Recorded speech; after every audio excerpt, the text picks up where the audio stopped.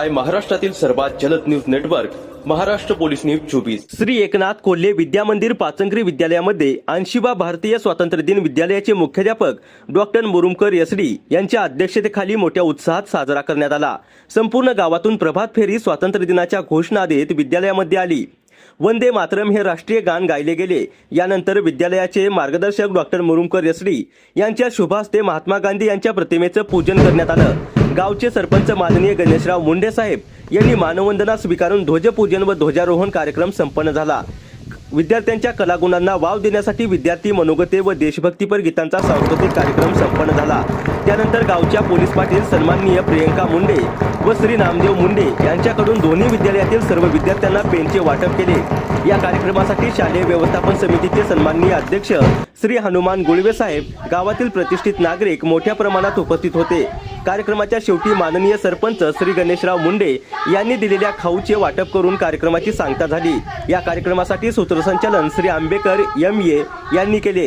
या कार्यक्रमासाठी Shri धसबी M sir, Shri माळी DS sir, Shri Jadhav SP sir, Shrimati Lavate SB madam, Shri Gaikwad BD sir, Shri Sangle GR sir तसेच शिक्षकेतर कर्मचारी श्री शिंदे काका, श्री बामणे काका, श्री समाधान काका आदींचे मोलांचे सहकार्य लाभले।